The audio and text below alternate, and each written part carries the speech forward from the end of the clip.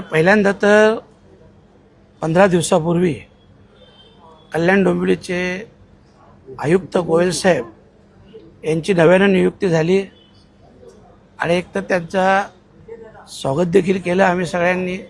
आणि खास करून कल्याण शहरातील अनेक वर्षाचे जे प्रलंबित विषय आहेत, रस्त्याचे विषय असतील, पाण्याचा प्रश्न असेल, दफनभूमीचा विषय असेल, इतर सगळे काही विषय किंवा नदीमध्ये होत असलेलं घाणीचं साम्राज्य असेल, ही बस सेवा असेल, अशा अनेक विषयावर, घनकचऱ्याचा विषय असेल, अशा अनेक विषयांची चर्चा करण्यासाठी आणि त्यातून योग्य ते मार्ग काढण्यासाठी आणि ते काम लवकरात लवकर मार्गी लागावं ह्या विषयासाठी आज माननीय आयुक्त साहेबांची सर्वपक्षीय शिष्टमंडळ घेऊन भेट झाली आणि त्यांनी देखील चांगला प्रतिसाद आणि सहकार्य करण्याचं त्यांनी देखील सांगितलं।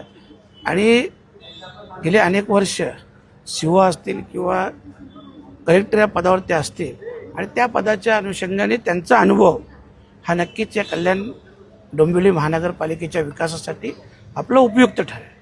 नाही, मागील आयुक्तांकडे मॅडम मी 3 वेळा बैठका घेतल्या।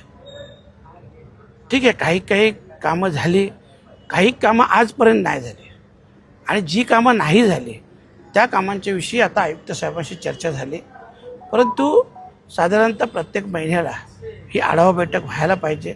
मधले 2-3 महिने अधिवेशन होतं, JPC मीटिंग होती, त्याच्यामुळे तो गॅप पडला आणि त्याच्यामुळे आता यापुढे तसा गॅप पडणार नाही।